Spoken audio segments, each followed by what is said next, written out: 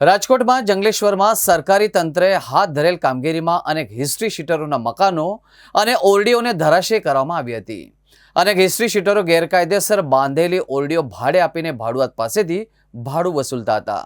Demolition દરમિયાન 11 ગુનેગારોના 8 પાકા મકાનો, 97 ઓરડીઓ, 2 દુકાનો અને એક પ્લોટ ઉપર કરાયેલા ગેરકાયદેસર બાંધકામ તોડી પાડવામાં આવ્યા હતા. રાજકોટ ક્રાઇમ બ્રાન્ચના ડીસીપીએ જંગલેશ્વર વિસ્તારમાં તોડી પાડવામાં આવેલા ગુનેગારોના ગેરકાયદેસર દબાણ અંગેની માહિતી આપતા કહ્યું કે સરકારી તંત્રએ હાથ ધરેલ કામગીરીમાં અનેક હિસ્ટ્રી શીટરોના મકાનો અને ઓરડીઓને ધરાશયી કરવામાં આવી હતી. અનેક હિસ્ટ્રી શીટરો ગેરકાયદેસર બાંધેલી ઓરડીઓ ભાડે આપીને ભાડુઆત પાસેથી ભાડું વસૂલતા હતા. ડિમોલિશન દરમિયાન 11 ગુનેગારોના 8 પાકા મકાનો, 97 ઓરડીઓ, 2 દુકાનો અને એક પ્લોટ ઉપર કરાયેલા ગેરકાયદેસર બાંધકામ તોડી પાડવામાં આવ્યું હતું. રાજકોટના જંગલેશ્વર વિસ્તારમાંથી ગેરકાયદેસર દબાણ હટાવવાનું ભગીરથ કાર્ય ચાલુ છે.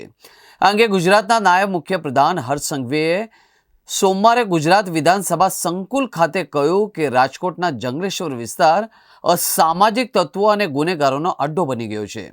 આ વાક્યને સાબિત કરતા રાજકોટ ક્રાઇમના ડીસીપીએ કહ્યું કે જંગલેશ્વર વિસ્તારમાં ગુનેગારો હિસ્ટ્રી શીટરના કેટલાક બાંધકામો તોડવામાં આવ્યા છે. જંગલેશ્વર વિસ્તારમાં ડિમોલિશનનો આજે બીજો દિવસ છે. એમાં જંગલેશ્વર વિસ્તારમાં જે ડિમોલિશનની કાર્યવાહી હાથ ધરવામાં આવેલ છે એમાં ઘણા બધા ગુનેગારોના મકાનો પણ હતા. એ ગુનેગારોના મકાનો અને ઓરડીઓ પણ તોડી પાડવામાં આવેલ છે. દાખલા રૂપે જોઈએ તો રહેમત ઉર્ફે રમા જુનેજા નામની જે આરોપી છે એના ઉપર 19 ગુના છે અને એ ગાંજો વેચવાનું અને જુગાર રમાડવાનું કામ કરતી હતી. એના 3 આલિશાન મકાનો હતા અને 48 ઓરડીઓ એની તોડી પાડવામાં આવેલ છે.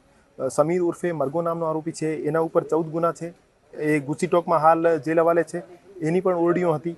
સમીર ઉર્ફે સંજલો જુનેજાની વાત કરીએ તો એના ઉપર 12 ગુના દાખલ થયેલા છે. એની 16 ઓરડીઓ હતી. ઇમરાન ટીકડો જેના ઉપર 27 ગુનાઓ દાખલ થયેલા છે એના પણ અહીંયા મકાનો હતા.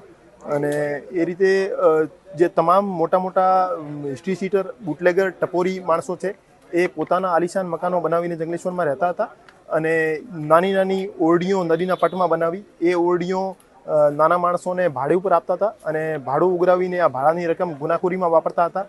અને ગુનાની વાત કરીએ તો જંગલેશ્વર વિસ્તારમાં છેલ્લા 8 વર્ષમાં 61 હથિયારોના કેસ થયેલા છે, જેમાં 64 આરોપી છે. 52 લાખનો ડ્રગ્સ પકડાયેલ છે, જેમાં ગાંજો, હિરોઈન, ચરસ, ડોડા ઇત્યાદિ છે. એમાં 53 આરોપી છે. 8 વર્ષમાં ભક્તિનગરમાં 187 પાસા થયેલી છે, જેમાંની 58 ફક્ત અને ફક્ત ભક્તિનગરના જંગલેશ્વર વિસ્તારમાંથી થયેલી છે.